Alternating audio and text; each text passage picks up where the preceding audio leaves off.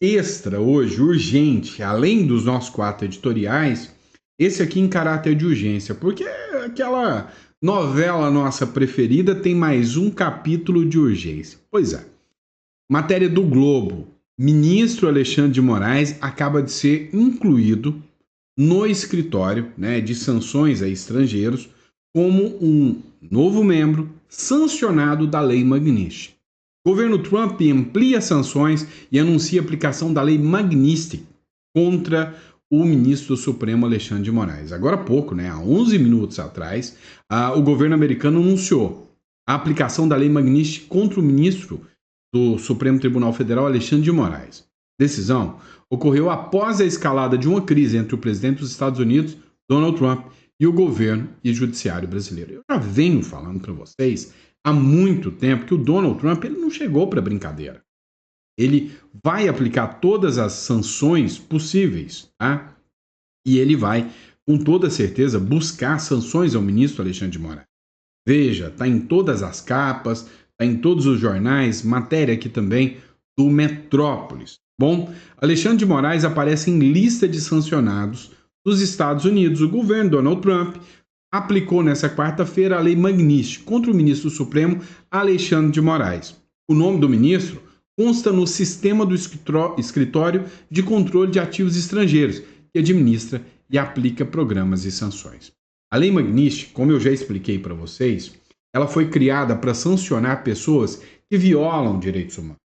Ela só cabe em 2 casos, né? Ela foi criada pelos Estados Unidos em virtude do Sergei Magnitsky, que foi um advogado que foi morto pelos russos. Meu amigo. O governo russo perseguiu e matou um advogado. Por causa disso, a Lei Magnitsky foi criada para sancionar figuras estrangeiras que cometem atos ou de corrupção ou de violação dos direitos humanos. E é exatamente aqui que os Estados Unidos aplicaram essa regra contra o Alexandre de Moraes, dizendo que o ministro do Supremo Alexandre de Moraes é um violador dos direitos humanos, ou seja, não é brincadeira. O Eduardo Bolsonaro gravou um vídeo agora, que acabou de postar, né? Provavelmente ele já tinha informações de que essa sanção viria, né? Já era anunciado aos 4 ventos que essa sanção poderia sair a qualquer momento, ainda esta semana, e como de fato o foi. Dá uma olhada nessa matéria aqui sobre a fala do Eduardo Bolsonaro acerca da Magnitsky, onde ele escreveu o seguinte: olha, o mundo está olhando para o Brasil. Hoje, os Estados Unidos anunciaram sanções contra Alexandre de Moraes, com base na Lei Magnitsky, usada contra violadores de direitos humanos. É um marco histórico, um alerta. Abusos de autoridades agora têm consequências globais. Olha só, o governo americano ele anunciou que o ministro Alexandre de Moraes seria o primeiro, para que servisse de exemplo aos demais. E para servir de exemplo, a punição tem que ser dura, pesada. Por isso que o Donald Trump já articulou. Membros da OTAN, membros da União Europeia já estão totalmente alinhados para que as sanções financeiras, tanto ao ministro Alexandre de Moraes como a toda a sua família, aconteçam. E aconteçam de forma pesada. Olha só o que disse o Eduardo Bolsonaro em relação a Alexandre de Moraes. Pois é, agora, caça está virando, né? O caçador está virando a caça. O governo americano acaba de sancionar o Alexandre de Moraes. Eu queria aqui agradecer ao presidente Trump, ao secretário de Estado Marco Rubio e a todas as autoridades do Executivo e do Legislativo que se envolveram diretamente nessa tomada de decisão, reconhecendo e tendo a sensibilidade de olhar para o Brasil e entender as diversas violações de direitos humanos em curso. Quando me exilei aqui nos Estados Unidos, eu deixei bem clara a minha intenção de sancionar o Alexandre de Moraes, porque entendia que no Brasil já não existiam mais meios de se lutar contra essa tirania.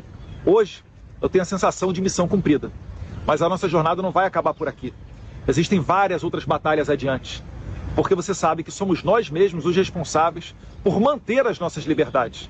Essa medida, vale lembrar, não é o fim de nada, mas é apenas o primeiro passo para que existam meios suficientes para que a gente possa resgatar a nossa democracia, a harmonia entre os poderes e a normalidade das instituições. Dessa maneira, nós esperamos que o bom senso retorne ao nosso país e as instituições reajam de modo a resgatar à normalidade democrática nacional.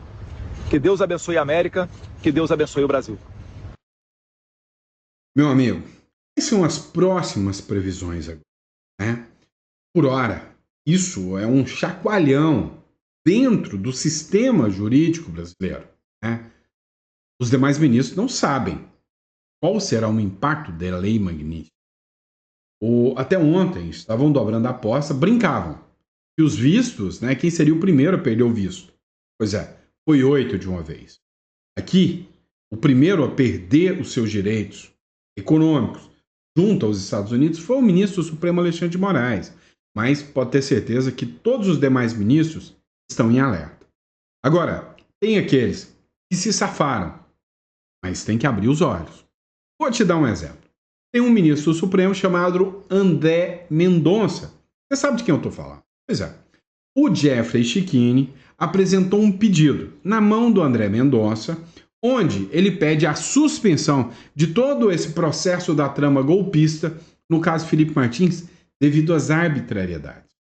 E vem cá, já tem precedente do STF que é possível a suspensão. Nesse pedido, o Jeffrey Schickini fez para que o André Mendonça reconheça que não há competência do Supremo Tribunal Federal para julgar esse caso da trama golpista, o que mandaria esse processo todo para a primeira instância. Pois é. A Magnitsky chegou para o Alexandre de Moraes. Será que o André Mendonça vai arriscar agora em dizer, não, eu não vou mandar esse processo lá para a primeira instância? Igual o Cássio Nunes fez com os pedidos de habeas corpus que já chegaram na mão dele. Ou seja, o jogo começa a mudar. Vamos lá. Nós estamos falando também de outras figuras. Porque não só o judiciário, temos também o legislativo. O Pacheco já perdeu o seu visto. Mas agora é só um senador. Não é mais o presidente do Senado. Tem o Davi Alcolumbre. E esse ainda tem um poder nas mãos. Não é só um senador. Agora ele é o presidente do Senado. E a Magnitsky pode chegar no Alcolumbre também. Então, é um recado que o Donald Trump manda no próprio Alcolumbre, dizendo, ei, Alcolumbre, dá uma olhadinha, eu peguei o Alexandre de Moraes, o próximo pode ser você. Então, é uma chance que o Congresso, através do Senado, passa a ter para tanto brigar por uma anistia ampla, geral e restrita, como também pressionar pelo ministro Alexandre de Moraes ter um impeachment. Vamos entender.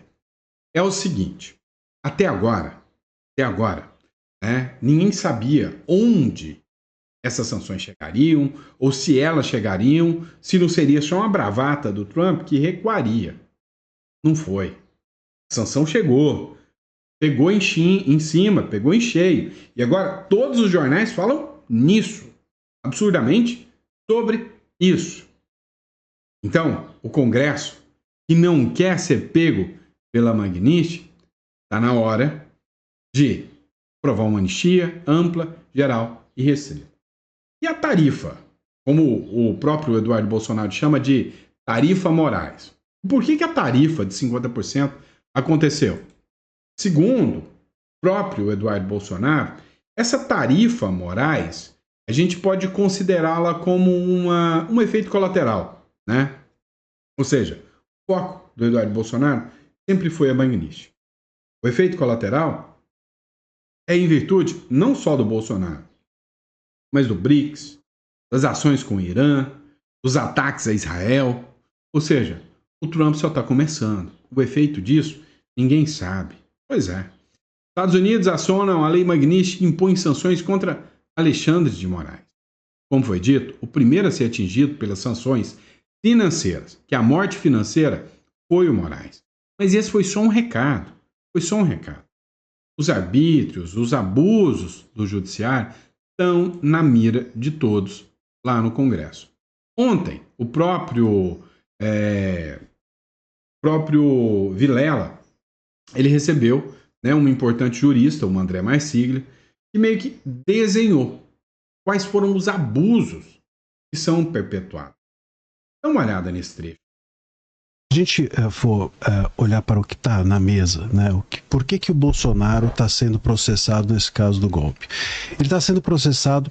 E quais são as imputações, né? Tirando essa questão do crime, de organização criminosa, que é hoje em dia, eu tenho, por exemplo, casos de jornalistas que fizeram um jornal, 3 jornalistas se juntaram, fizeram um jornal para, enfim, publicar notícias, e foram acusados de organização criminosa. Por terem feito juntos, né? Então, assim, hoje em dia qualquer coisa entra nessa imputação. Mas a questão é que se você vai para a denúncia da PGR, a denúncia do Gonê, que é quem está acusando, e olha o que está sendo imputado ao Bolsonaro, tá lá. Ele fez live, ele fez posts para enfraquecer o Estado. Então, assim, quais são os posts que ele fez? Bom, posts sobre eleições, posts sobre urnas e coisas do gênero, quer dizer, questionando as urnas, até a possibilidade de que elas pudessem ser ou não fraudadas, enfim, questionando. Fez reuniões, né? Reuniões, e ele dizia assim, ele estava presidindo as reuniões. Pô, ele era o presidente da República. Se ele não estivesse presidindo, é que era esquisito. Fala-se de uma minuta. Essa minuta, tal minuta do golpe, era uma minuta de estado de sítio, de decretação de estado de sítio. Como é que você dá um golpe decretando estado de sítio?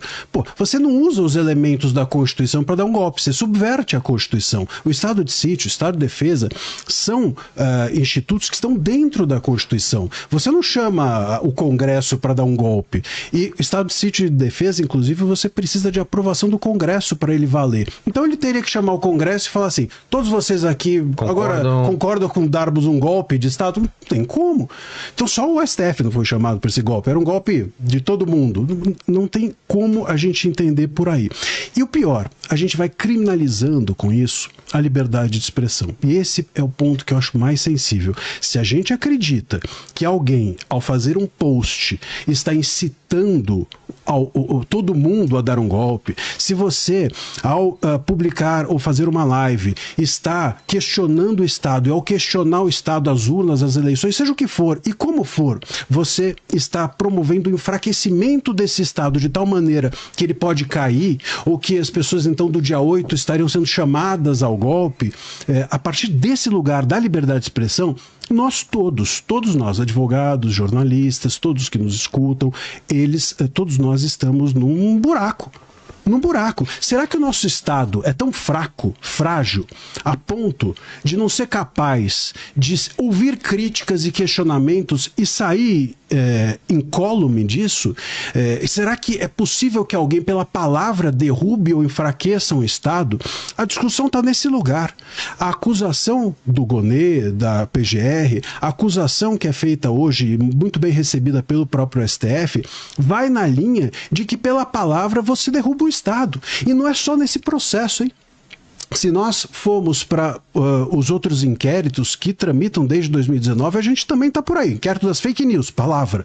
Inquérito das milícias digitais, palavra. Inquérito dos atos antidemocráticos, são atos, manifestações. Então nós vamos criminalizando a palavra e com isso, para conseguir de alguma maneira criminalizar o Bolsonaro, o bolsonarismo, a direita, e esse é um problema maior do que até mesmo a politização do caso Bolsonaro.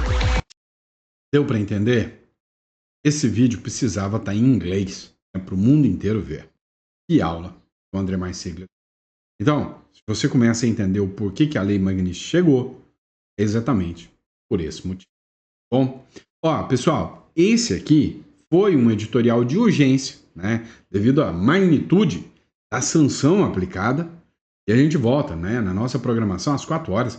Vai estar o vídeo aí normal, tá bom? Grande abraço, vejo vocês no próximo editorial.